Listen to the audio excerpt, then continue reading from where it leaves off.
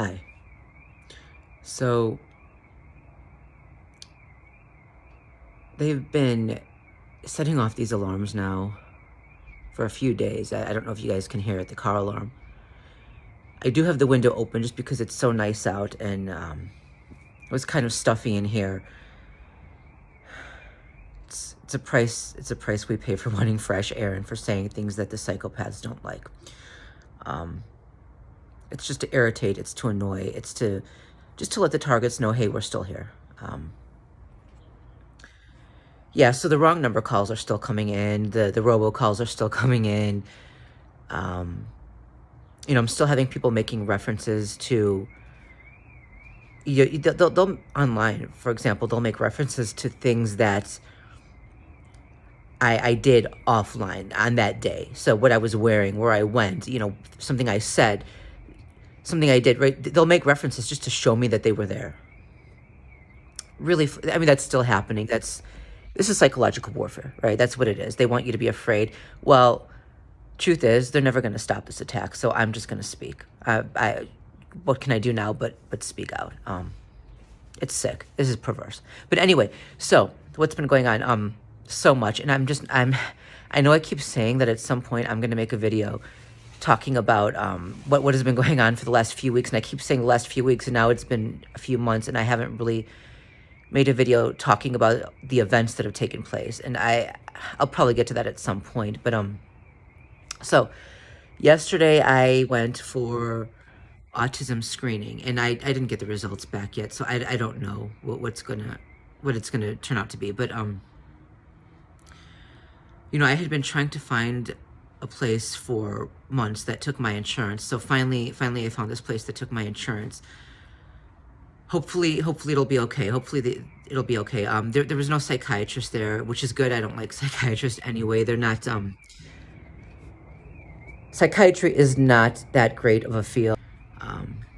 Especially for those of us who, as children, were put through the ringer. We were run through the system. We received a lot of false diagnoses that just didn't apply, and and treatments that not only didn't help but made things worse. Especially when there's something legitimately wrong, but people don't realize it, so they think there's something wrong with you instead. And I don't mean in a you have an illness kind of way. I mean they assume that you're just a bad person. So there are serious consequences to not being properly diagnosed. Anyway, so I did that, and as I was sitting waiting for, well, first of all, let me backtrack, right? I got up in the morning earlier than expected to one of those loud bangs on our ceiling, right? There was just a loud pound on our ceiling. So I was already exhausted by the time, and I couldn't fall back asleep, and I wasn't even going to try. So by the time the appointment came around, I was already tired, and I just couldn't focus. I couldn't function. So I got there, and I was sitting in, waiting, and some guy came in. He was tall. This time he didn't look Eastern European. He looked just typically, just white, not Eastern European. Though I could be wrong. I could be mistaken. He gave his name to the person, to the door person, and the name he gave was the name of someone else that I had been thinking about for a while. Someone who is not a great person. Someone who had caused me trouble in the past. No, it wasn't the same person. I saw him. He was not the same person, but that's the name he gave. And I had been thinking about that the night before. So that was a bad sign right there. I had even mentioned it. I had mentioned it out loud. So, if they still have my computers hacked and they can hear what we're saying, well, there was the reference to that. So there was fear right from the beginning that this wasn't going to go well, that they were going to interfere. And I mean, these psychopaths they appear to have all the power. They infiltrate everything like rats, like an infestation. So who's to say they're not going to infiltrate this too, right? The people I saw seemed to be nice. I will give them that. They seemed nice. But so before I left the apartment, and actually for the last few days, I had been I don't know if it's an allergy to the detergent that I've been using, but I had been like my back had been itchy, but more than that, my arms had been itchy. So like the night before, and then also yesterday morning, I had been scratching my arms a lot, like really to the point where they were turning red. That's how much they itched, right? Okay, so fast forward. So I get to the appointment, and the first person I saw looked at me and then began scratching her arm and then stopped. It's kind of like trying to gauge my reaction to that. I don't know. And I'm thinking, okay, maybe we're all just, it's allergy season, right? So let it go, right? And I mean, targets of organized stalking or gang stalking are used to this happening, like with people referencing something we said or did while in private to make it seem like we're being watched. Like people will repeat things that we've said in private. They'll repeat things that we did in private. And not things that are common to that could have been said or done by anyone, personal things, just to show us that we're being monitored 24/7. So you do become paranoid. I mean, it's almost like to say that we're not mentally ill, but at the same time, mental illness on some level can be created, and people can be driven insane. And not all paranoia is due to mental illness, though. Sometimes you have a justified reason to fear that someone is following you, because they are. But the person, she seemed really nice. So I'm thinking, okay, it's just a coincidence. This is not one more episode of that. It's just, they didn't go this far. It's just a coincidence. Fast forward, I go and I see the other person, and again, it seems really nice. Okay, that, there was no intimidation. There was no, they were nice. But then again, she looks me directly in the eye, and I always avoid eye contact, but I looked back at her.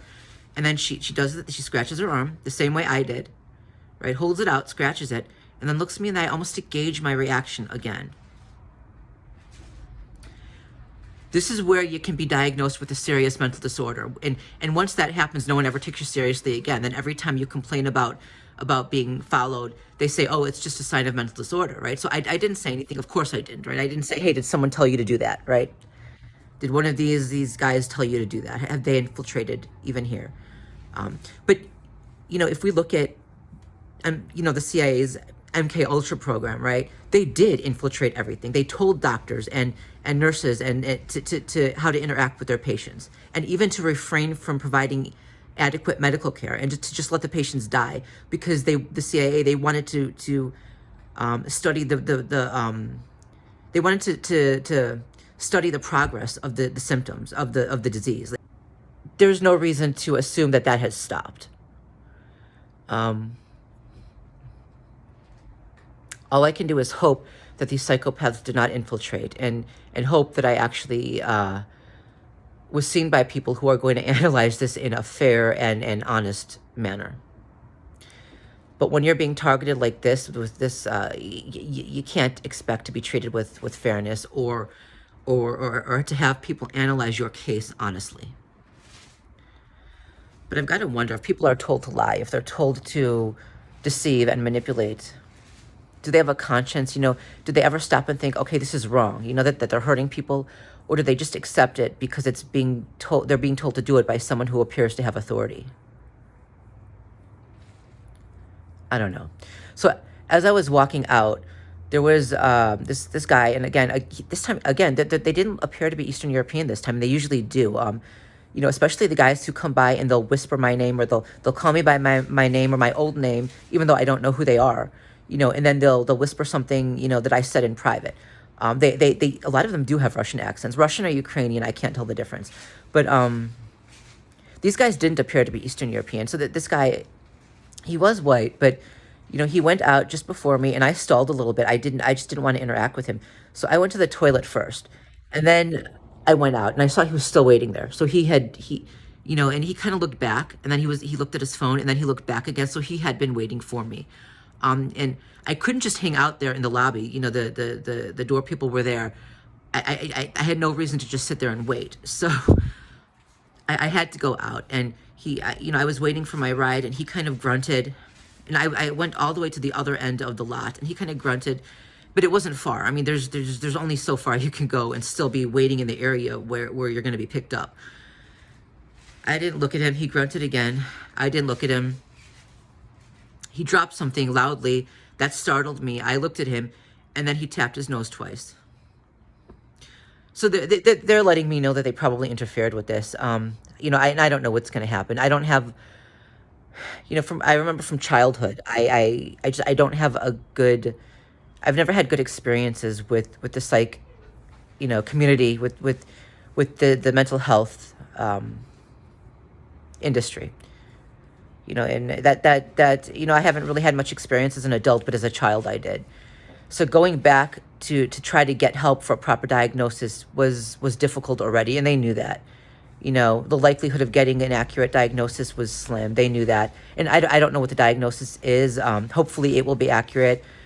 I think at the very least now at this point, all I can do is hope that they don't diagnose me with something false and horrible that's going to stigmatize me even more. But I kept calm the entire time. I didn't let on that I was paranoid. I didn't let on that, that I thought this guy had followed me there, right? I didn't. So we'll see what happens. It should be a few weeks or maybe even a month, possibly a few months before I get the diagnosis. So anyway, that's it for today.